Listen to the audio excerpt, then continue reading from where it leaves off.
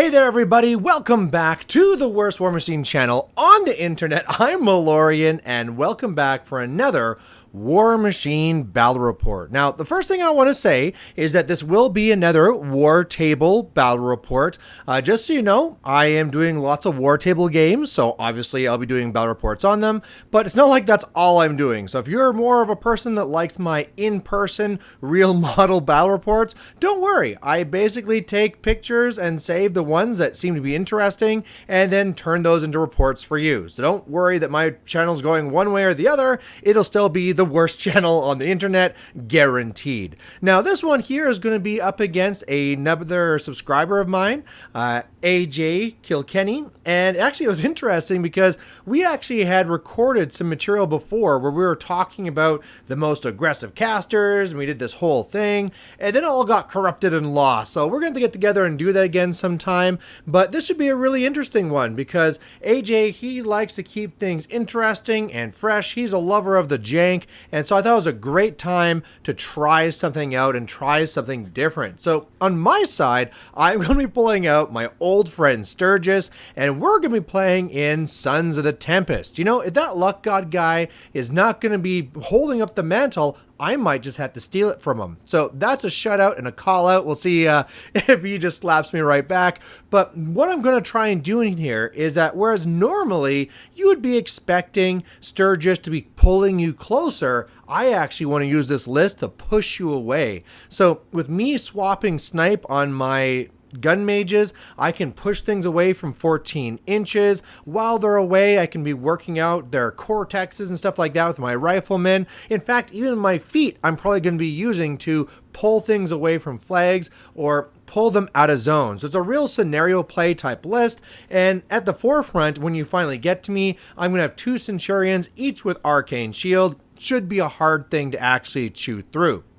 Now, AJ on his side, he told me that his list was going to be Ashlynn. I'm like, oh, are we going to have like a gun mage versus gun mage list? But no, nothing like that. He's actually going for a Soldiers of Fortune type list. And so this one's going to have double cav, the halberdiers, mix of these other solos and things. And when he said that, I was like, well, that's going to be really bad for you because I can just shoot down all your halberdiers. Once they're dead, your cav can't really do anything. And even on your feet turn, I can go outside of your feet and shoot in. So this probably isn't going to work out for him, is what I thought in my head before things changed drastically in the game. And let's see why. So I think the very first thing for us to look at is the scenario and the terrain we got. Now, looking at this here, the very first thing is that this is not a very live scenario. This is not something with like 3 flags in the center that I can be pushing you away with. In fact, the most live part of this board in the center where there's a zone and a flag, thanks to those 2 buildings, it is going to be very difficult to not only clear the circle, but also just to be able to make it so that you're not contested on the flag. So that's going to make things very, very difficult. What I'm going to try and do then is focus more on the left side of the board. I'm going to try and keep on clearing out this flank, whereas I'm going to try and score that flag whenever I can, really just trying to contest that right zone. You know, of course, once I get my Centurion in there with Arcane Shield, I'm probably okay, but yeah, definitely not the game plan I was hoping, but hey, who really cares? I can shoot down those halberdiers, slowly stab down the cav, everything should be fine. Now, looking at his deployment, I didn't talk about what his intention was going into this, but you can see that he's also leaning more to the left side. His Nomad is far out of control, so won't be getting any focus from Ashlynn, but there is going to be that Arcanist over there, which will be giving it the focus that it needs. So, interesting little package he has there. I don't know if normally it'd be better to be set this up with, say, some sort of Jack Marshall or something like that. But again, this is what I love, is seeing lists that are different and doing things I don't normally see. All right, so turn 1, I won the ability to go first, which is great. I had Ashlynn. He also has Ashlynn, so we both have our little hiding ninjas on the outside. And really, I'm just getting up the board. So I have Arcane Shield going up on both my Centurions. I put up Snipe. And then once I start moving up and teleporting up with Sturgis, I start realizing that the way this is going to work, I'm not going to be able to be swapping Snipe like I really hoped. Now, that might not be the end of the world. You know, really what I'm hoping is that the halberdiers will go up, I can shoot them off this next turn, and then after that, he'll be in my face anyway, so I probably don't need snipe, but it is a part of my game plan that I'm seeing that the terrain is going to make fairly difficult. Now, on the right side, I had moved over my Black 13th so that they can dance in there and be trying to contest while they wait for the Centurion to get in place. Then I kind of realized after that Anastasia is going to be a problem. So don't worry, I'm going to fix for that next turn. But yeah, otherwise, I'm just getting in position. So on his turn, he comes barreling at me, and I start seeing that there's going to be a real problem. Because those halberdiers that, man, I'm gun mages, I'm going to shoot them down, this will be easy, unless, of course, they get Quicken, which gives them +2 speed and +2 defense against shooting and magic. And they also got concealment from Rupert. Now, what that means then is that when I want to shoot at them, their defense 17. So even my Rat 7 gun mages who are aiming only go up to 9s, meaning I need 8s just to hit these guys. So whereas I thought I was going to clear these guys out, no problem, now I'm going to have to be just fishing for some high numbers. And meanwhile, you can see the Cav is in my face, the freebooter's up there, and I know what the freebooter does. I know it's going to stomp through there and throw things at my caster. I'm aware of it. Something else that's on there as well is admonition, so that's something that's going to be a problem, of course. But yeah, this is starting to look kind of interesting. So what I really need to do here is I need to stall things on the outsides, and I need to clear out these halberdiers. So what my plan is that my 2 Centurions need to imprint so that I can't be charged and then trample up. The left one can get into the zone, and then that should mean that the left zone's no longer a worry. On the right side, my Black 13th, at first I was thinking about running them in, but then I was like, oh, they might as well just charge, because then with Pistolier and Brutal Damage, they can actually just kill this Cav themselves. So that's fantastic. I can hopefully push some of these Jacks away, and yeah, hopefully just try and keep them off for a turn before the Ashlynn feat really hits me. Alright, so going to my turn 2, I do not bring in my Ashlynn. I'm holding her into reserve to see what things really go my way and what things don't. And so basically on the right, this is where my gun mage is aimed. They started shooting, and I missed a lot. I mean, I need 8s. It's not like it's bad dice, it's just bad probability. So that's the way it's going to work out.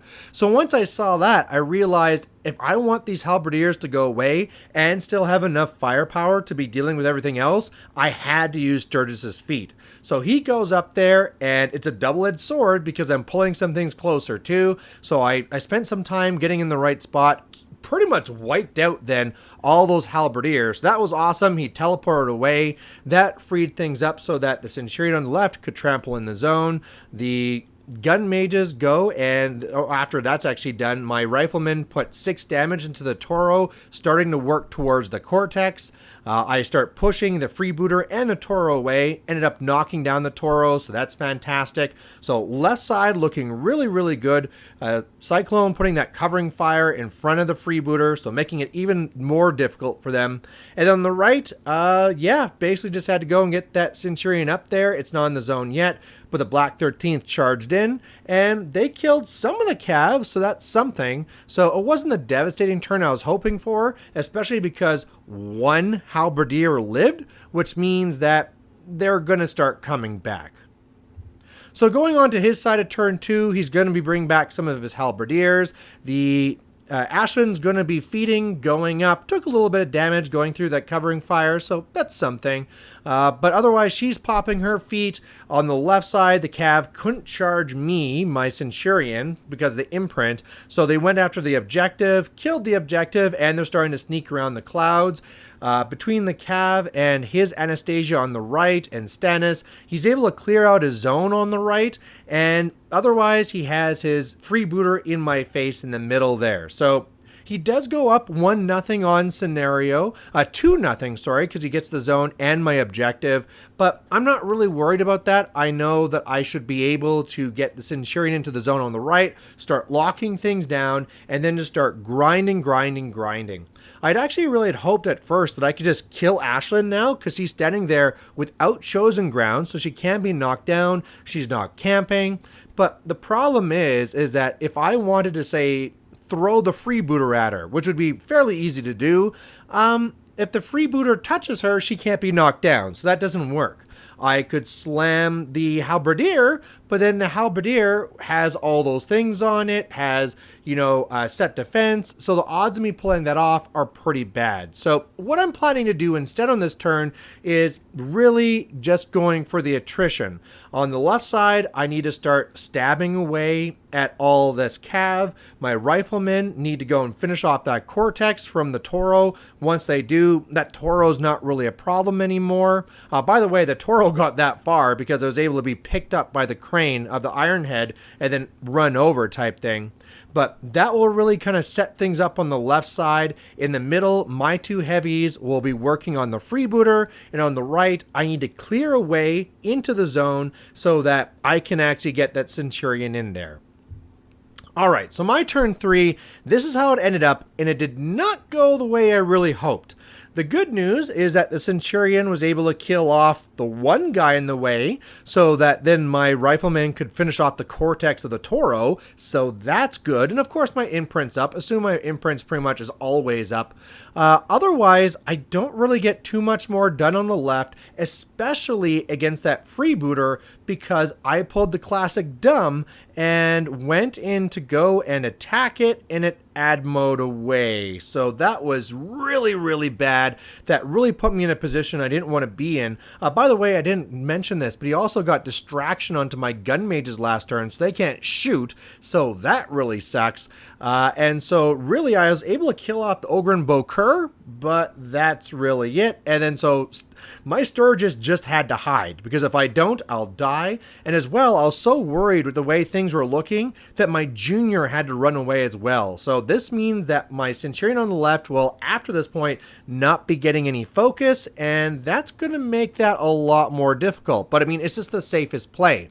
Meanwhile, on the right, I was able to shoot away to Cav so I could get myself into the zone. I tried to kill Stannis, didn't work, and then otherwise, my Anastasia killed his Anastasia. So overall, wasn't really happy with this turn, didn't really do what I needed it to, and then near the end of my turn is when I realized, oh yeah, he has Bulldozer, he can just push me out. So I was able to move one gun mage on the left to try and block myself in, but even then, if he does things right, he can probably get ahead a few more points and maybe even just win. Now, luckily for me, on the right, he does do that, pushes me out, kills Anastasia. He's going to score a 1 over there. But on the left side, he did not do it properly to try and push me out. So, okay, I'm going to hold down that zone. My Centurion actually took a lot of damage. For those who don't know, Steelhead Cav normally doesn't do very much, except they have flank with the halberdiers. So once you have flank going where they're getting their cav attack, their point blank attack with their gun, flank is helping all of that. And so they actually spiked some dice, which happens when you're rolling that many, and they started doing some pretty serious damage to my Centurion. So this is really, really bad. Not happy with the left at all. In the center, he starts beating up on my Hammersmith. So my Hammersmith almost died. He was trying to make it happen here so he could score the center flag. Luckily, that didn't work. My Hammersmith lived with like 1 box left. But yeah, he's now up at 3 points. Had he pushed me out correctly on the left and gotten just a little bit more luckier against the Hammersmith, he just would have won. And so now I'm in a position where I really need to just end this game, because if I don't see any way I can actually win this now, because he now has everything he needs to either push me out of the zones, finish off my gun mages. I just cannot survive one more turn scenario wise, so I have to win this assassination wise. And looking at Ashlynn, she's not camping anything, so if I can just get her knocked down, then I can probably finish her off. Like just a simple thing of going for a boosted headbutt and shoot and kill her, and then that should get the job done. Well, going into this next turn, I go to do that, and of course she's defense 17, I'm at 7, I need a boosted 10, and unfortunately, it doesn't work. So what really happens then is that I go for my plan, I go for my hit confirm, and I miss. And that means that not only do I miss and wasted the focus to do the power attack and the boost to hit, but now she gets a free attack against me and does some good damage. So that's bad. So what I have to do then instead is come over and repair my 2 jacks so that hopefully that ball of mass there can hold these things down. On the left side, this is actually kind of funny.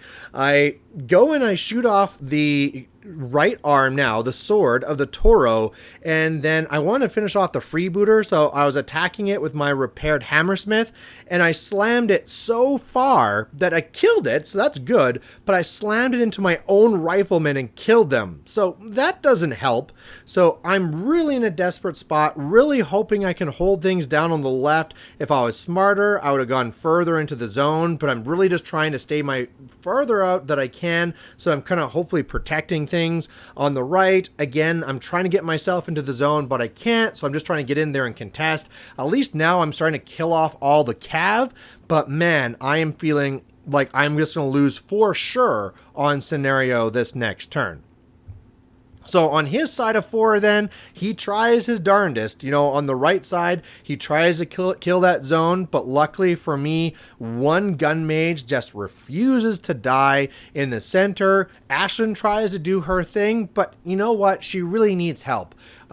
She's only, even though she's a weapon master, she's only P+S 11, and she just does not get the spikes that she needs. So even though the flashing blades kill off the hammersmith, he just can't finish off the last one there, the cyclone. So the cyclone holds out there, contesting the flag and the zone. That was critical. And then on the left side, again, I think he could have pushed me out with bulldozer, but instead he decided just to go for the straight up damage. And the Centurion holding tough. You know, it turns out that armor 24 pretty solid. And meanwhile, though, his cav is starting to get closer to actually hunting down my junior. So he actually doesn't score any points this turn, so I'm feeling very lucky, but now Chosen Ground is up. So if I was going for a desperate assassination last turn, this turn it's even more desperate, and now it's even more difficult. So looking at my options, I'm going to try and do a 2-handed throw to throw Ashlynn into the building,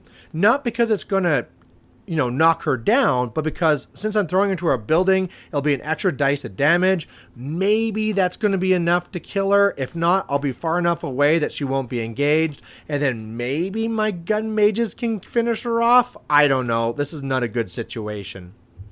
Luckily for me, though, I connect with the power attack, I throw her into the building, I boost the damage, so even though it's just going off my base strength, I don't get this extra damage of my weapons. You know, I get 4 dice damage, I throw those 4 dice, and luckily right there, that was enough to finish off the already damaged Ashlynn. But oh man, what a crazy game. You know, I take this one on assassination, but obviously, it did not go the way I thought. You know, I thought that I'd walk into this and just shoot these things down, but the tech just said no. Between that defense 17 and them just coming back, those just halberdiers would not die. And I gotta stress, you know, like this is where it's really great to play things that are just, you know, good and janky. I mean, it would have been very easy for me to be like, okay, it's another game. Let's pull out my standard tournament stuff. But 1, that's boring. And 2, it's just not, you don't learn anything, right? If I was playing my same type of list, I wouldn't be investigating and learning new ways of not only to play my list, but because we both did this, we both learned so much about the other person's army. It was just a good, interesting game, and I really hope you guys all enjoyed it. So for those of you out there watching it, thanks for watching. As always, if you have any questions or comments, please post them down below, and otherwise, we'll catch you later. Bye.